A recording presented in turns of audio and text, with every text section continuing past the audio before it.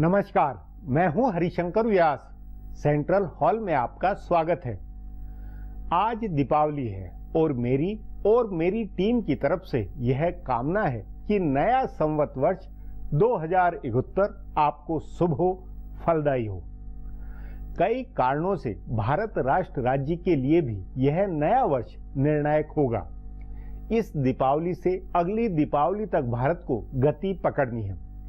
हम और आप आज एक ऐसे नए प्लेटफॉर्म पर खड़े हैं जिस पर खड़ी नई बुलेट ट्रेन को रफ्तार व विकास का सफर कराना है। कई बाधाओं, कई दुविधाओं और अनिश्चय के बीच हर कोई है, मगर प्रधानमंत्री नरेंद्र मोदी क्योंकि ड्राइविंग सीट पर है, इसलिए विश्वास है।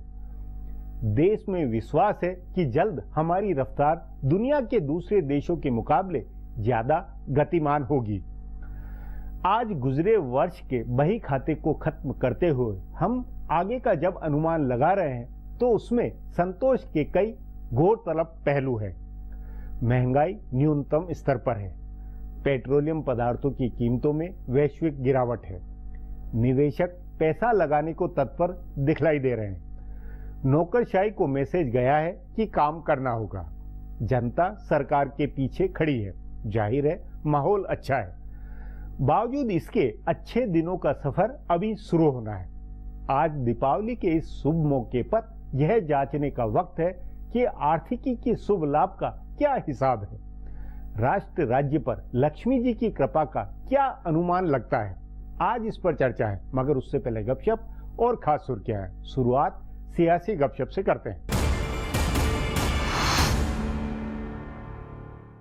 नरेंद्र मोदी की सरकार कांग्रेस के कथित भ्रष्टाचार के मामलों की जांच आगे बढ़ाएगी। सरकार के जानकार सूत्रों का कहना है कि कांग्रेस के आला नेतृत्व को शर्मिंदा करने और राज्यों के चुनाव तक कांग्रेस को बैकफुट पर रखने के लिए आने वाले कुछ दिनों में सरकार चर्चित मामलों की जांच आगे बढ़ा सकती है। असल में पिछले कुछ दिनों से सोशल मीडिया में इस बात की चर्चा तेज हो गई थी कि भाजपा और नरेंद्र मोदी ने प्रचार में इतना हल्ला मचाया, लेकिन सोनिया गांधी के दामाद रॉबर्ट वाड्रा के खिलाफ कोई जाँच नहीं हुई। राजस्थान में 1 साल से भाजपा की सरकार है, लेकिन वाड्रा के जमीन सौदों की जांच के आदेश नहीं हुए। सो अब केंद्रीय वित्त मंत्री अरुण जेटली ने संकेत दिया है कि वाड्रा के जमीन सौदों की जांच होगी।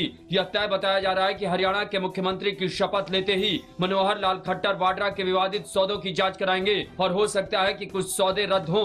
प्रचार के दौरान मोदी ने जिस सौदे को आचार संहिता का उल्लंघन बताया था उसे रद्द किया जा सकता है। ऐसे ही जेटली ने इस बात के भी संकेत दिए हैं कि काले धन की सूची में कांग्रेस के कुछ नेताओं के नाम हो सकते हैं। हालांकि कांग्रेस नेता कह रहे हैं कि उन्हें इस बहाने ब्लैकमेल नहीं किया जाए, लेकिन सूची आई तो हो सकता है कि कांग्रेस को शर्मिंदा होना पड़े। भाजपा और सरकार के मंत्रियों को लग रहा है कि नेशनल हेराल्ड केस में भी सोनिया और राहुल गांधी के खिलाफ मामला बनता है और उस मामले में भी कांग्रेस की मुश्किल बढ़ सकती है।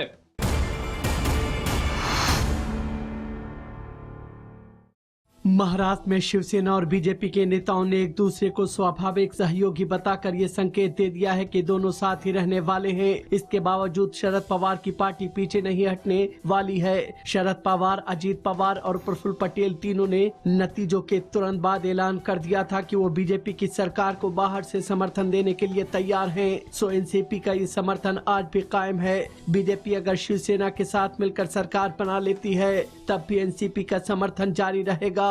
बताया जा रहा है कि एनसीपी के नेताओं ने यह सुझाव भी दिया था कि बीजेपी अल्पमत की सरकार बना ले और बहुमत साबित करने के समय वोटिंग से पहले एनसीपी विधायक बाहर चले जाएंगे। इससे बीजेपी अपने 123 विधायकों के दम पर ही बहुमत साबित कर सकती है। कहा जा रहा है कि शिवसेना के साथ रहने के बावजूद एनसीपी विधायक बहुमत पर वोटिंग के दौरान बाहर जाएंगे, यानी एनसीपी के विधायक बीजेपी की सरकार के खिलाफ वोट नहीं करेंगे। बीजेपी मांगे या नहीं मांगे, एनसीपी के समर्थन उसको मिलेगा। पवार ऐसा सद्भाव क्यों दिखा रहे हैं ये समझना मुश्किल नहीं है, लेकिन क्या चुनाव प्रचार में पवार की पार्टी के भ्रष्टाचार का हल्ला मचाने वाले नरेंद्र मोदी उनकी मंशा पूरी करेंगे?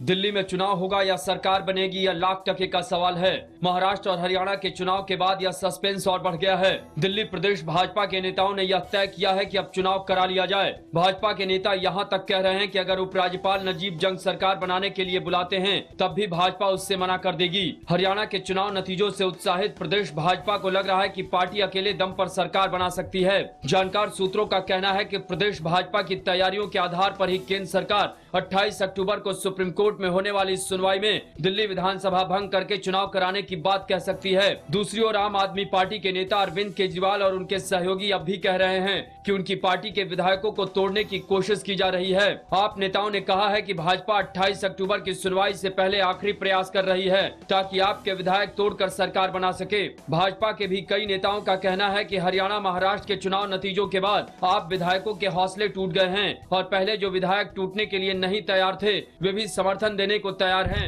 जो नेता चुनाव जीते हुए हैं वे फिर से चुनाव में नहीं जाना चाहते हैं। अब आज की सुर्खियां हैं, ये लीक से कुछ हटकर है और इनसे देश की दशा दिशा को बूझ सकेंगे। देश भर में आज धूमधाम से दिवाली मनाई जा रही है। राष्ट्रपति प्रणब मुखर्जी, प्रधानमंत्री नरेंद्र मोदी और कांग्रेस अध्यक्ष सोनिया गांधी ने देश के लोगों को दिवाली की बधाई दी है। नरेंद्र मोदी ने दिवाली के बधाई संदेश के लिए एक अलग वेब पेज बनाया है और लोगों से उसे देखने की अपील भी की है। केंद्रीय गृह मंत्रालय ने दिवाली से पहले सभी राज्यों को हाई अलर्ट पर रहने का निर्देश जारी किया है, सो हर जगह सुरक्षा की चौकस व्यवस्था की गई है। दिवाली के मौके पर पारंपरिक रूप से बम्बई स्टॉक एक्सचेंज में थोड़ी देर के लिए मुहूर्त का कारोबार हुआ। मुहूर्त के कारोबार में बाजार में तेजी रही। प्रधानमंत्री नरेंद्र मोदी ने आज जम्मू कश्मीर में बाढ़ पीड़ितों के साथ दिवाली मनाई। आज दोपहर बाद प्रधानमंत्री सियाचिन ग्लेशियर से विशेष विमान से श्रीनगर पहुंचे, जहां हवाई अड्डे पर राज्यपाल NN वोरा और मुख्यमंत्री उमर अब्दुल्ला ने उनका स्वागत किया। हवाई अड्डे से प्रधानमंत्री सीधे राजभवन गए, जहां उन्होंने कश्मीर के अलग अलग इलाकों में बाढ़ से प्रभावित हुए लोगों से मुलाकात की। प्रधानमंत्री बाढ़ पीड़ित परिवारों की महिलाओं और बच्चों से खास तौर से मिले, उन्हें हर किस्म की राहत और मदद मुहैया कराने का वायदा किया। प्रधानमंत्री ने उन्हें दिवाली की बधाई देते हुए जल्द ही हालात सामान्य होने की उम्मीद जताई। PDP, भाजपा समेत कई पार्टियों और कारोबारी संगठनों के प्रतिनिधिमंडलों ने भी मोदी से मुलाकात की। मोदी ने बाद में राहत व बचाव कार्यों में लगी टीमों के साथ बैठक कर उनके कामकाज का जायजा भी लिया। वहीं मुख्यमंत्री ने राज्य सरकार की ओर से भेजे गए 44,000 करोड़ रुपए के राहत व पुनर्वास पैकेज को मंजूर करने की अपील भी की है। प्रधानमंत्री की इस यात्रा के खिलाफ अलगाववादी संगठन हुर्रियत कॉन्फ्रेंस ने बंद की अपील की थी, जिसका असर श्रीनगर में दिखाई दिया।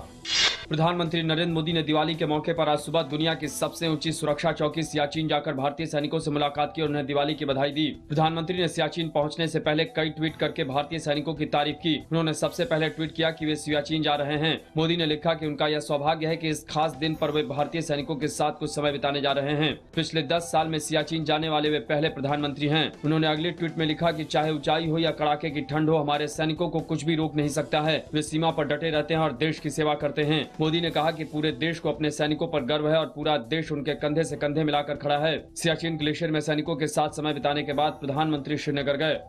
पाकिस्तान ने एक बार फिर संघर्ष विराम का उल्लंघन किया है। प्रधानमंत्री नरेंद्र मोदी की जम्मू कश्मीर यात्रा से पहले जम्मू के रामगढ़ सेक्टर में पाकिस्तानी सैनिकों ने फायरिंग की। बताया जा रहा है कि पाक सैनिकों ने रामगढ़ में सीमा सुरक्षा बल की एक चौकी को निशाना बनाया। पाकिस्तानी सैनिकों ने भारतीय चौकी पर हल्के हथियारों से फायरिंग की, जिसके जवाब में BSF के जवानों ने भी फायरिंग की। आज की प्रधानमंत्री नरेंद्र मोदी की यात्रा से ठीक पहले कल पाकिस्तानी सैनिकों ने रामगढ़ के सांभा के अलावा रनिया सेक्टर में भी फायरिंग की।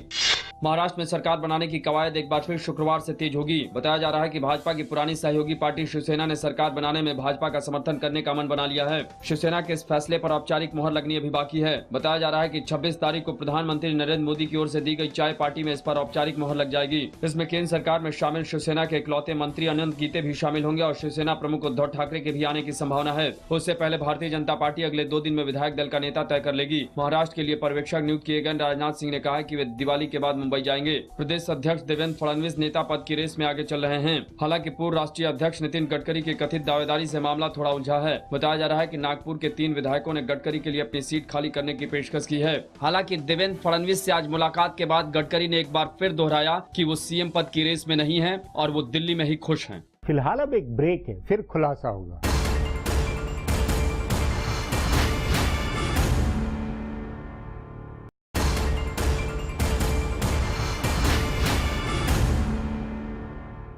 भारत राष्ट्र राज्य के कारोबारियों के लिए दीपावली का दिन पुराने खातों के बंद होने और नई बही शुरू करने का दिन है।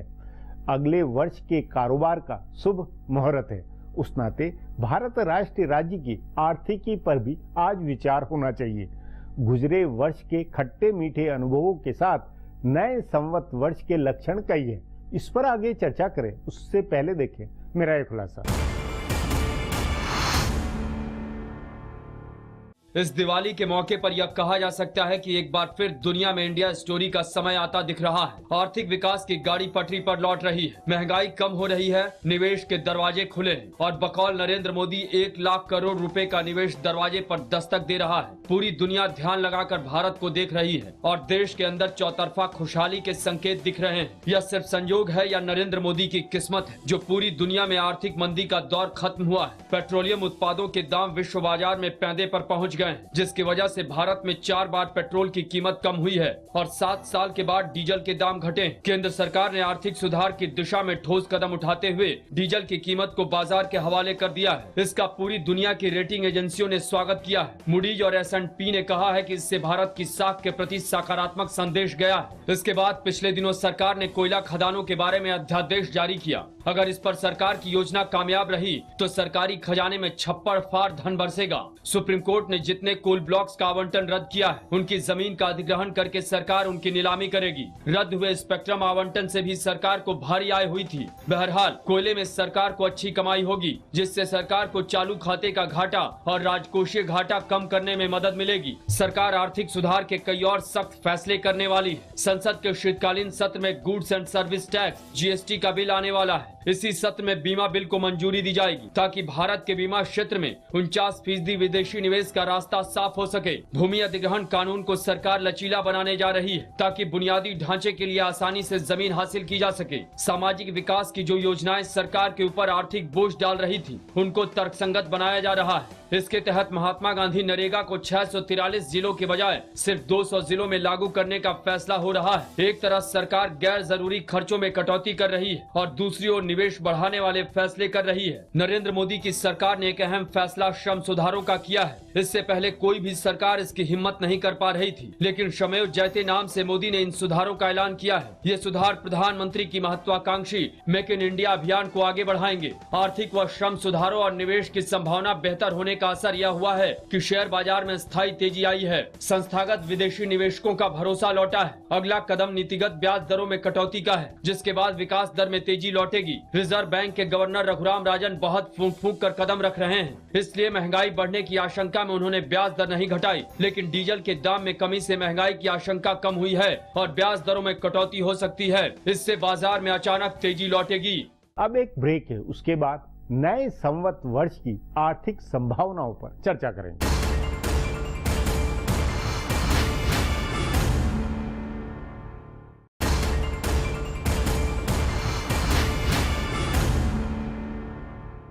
भारत की आर्थिकी अहम मोड़ पर है। मंदी और ठहराव की दौड़ से बाहर निकलकर नई दौड़ शुरू होने के कगार पर है।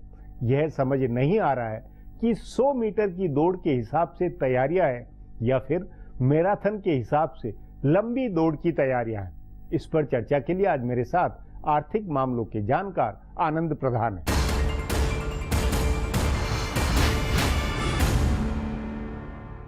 आनंद जी, नए संवत के मुहूर्त पर यदि हम भारत की आर्थिकी का हिसाब लगाएं और जो गुजरा वर्ष है उसके क्या पहलू थे और उनके आधार पर नए वर्ष में क्या संभावनाएं बनती है, अगर ये सब एक मोटा मोटा अनुमान लगाएं तो आपकी क्या राय बनेगी?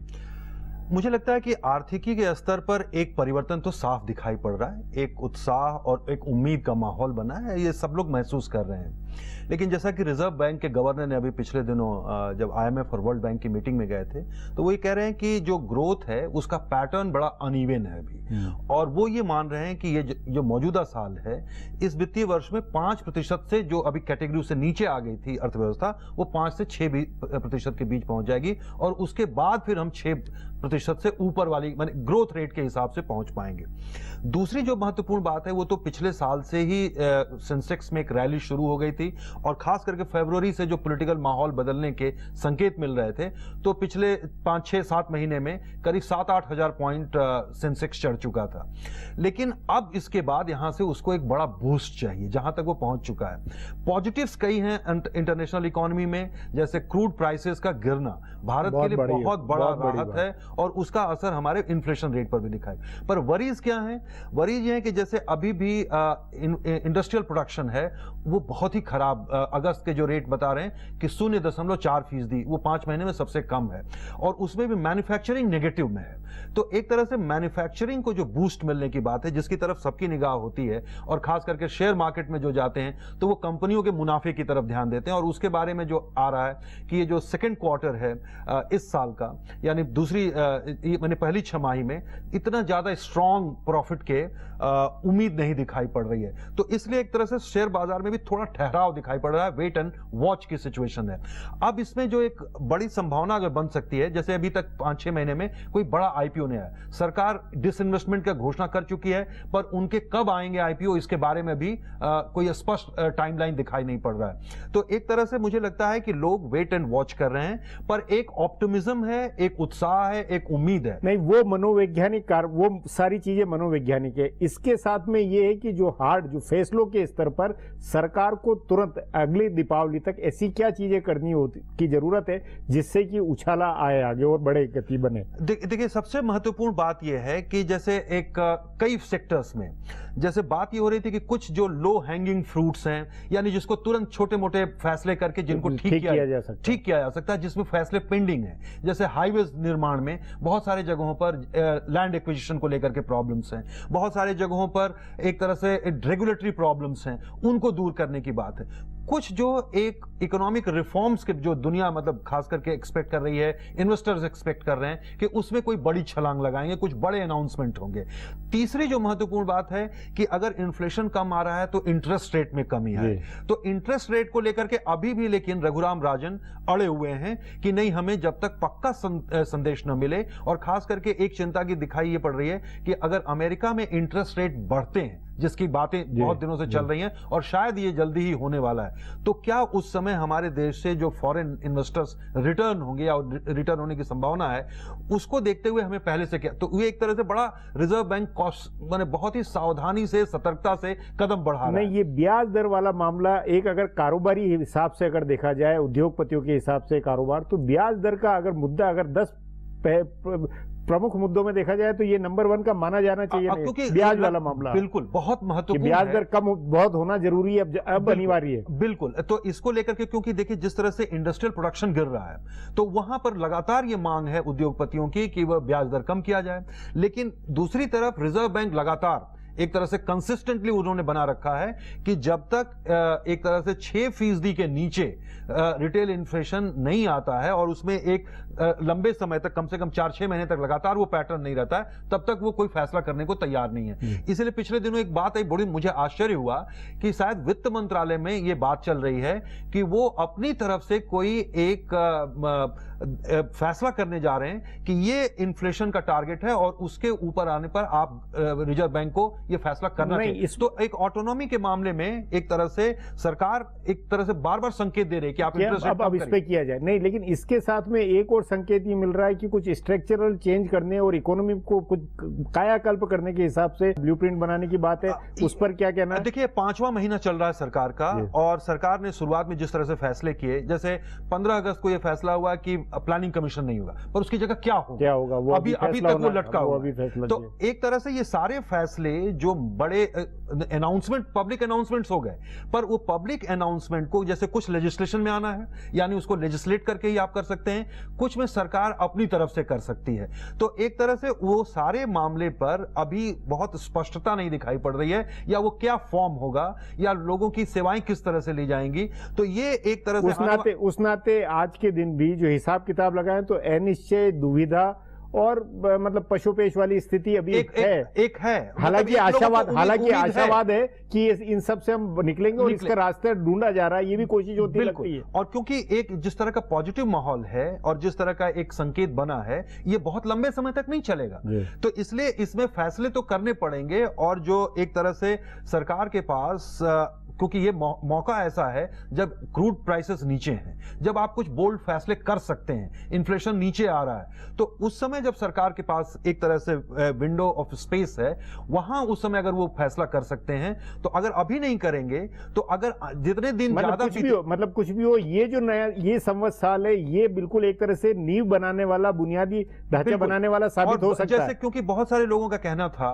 कि जब ये पिछले अभी बजट अरुण जेटली ने पेश किया, तो उस बजट बजट को लेकर था कि बहुत जल्दी में पेश करना पड़ा, इसलिए मैं बहुत सारी बातें हम नहीं कर पाए। एक तरह से यूपीए की कंटिन्यूटी दिखाई पड़ता है। तो एक दूसरी तरफ लोग ये भी इंतजार कर रहे हैं कि जो अगला फरवरी में फुल फ्लेज बजट आना है, उससे क्या होना, उससे सरकार की प्रायोरिटीज पता चलेंगी। लेकिन फरवरी से लेकर के अब तक के बीच में एक जो ग्राउंडिंग तैयार करनी है और उसमें जो कुछ बड़े फैसले करने की जरूरत है और जो एक तरह से ठोस संकेत कि ये हमारी दिशा है, तो उसको लेकर के अभी मतलब इकोनॉमी के लेवल पर कोई बड़ा ये इस तरह का मेजर ये नहीं दिखाई पड़ रहा है सिवाय घोषणाओं के। जी आनंद जी, बातचीत को यहीं समाप्त करेंगे। प्रोग्राम में आने के लिए बहुत बहुत धन्यवाद। हमारा प्रोग्राम अब यहीं खत्म होता है। एक बार फिर दीपावली की सभी को शुभकामनाएं।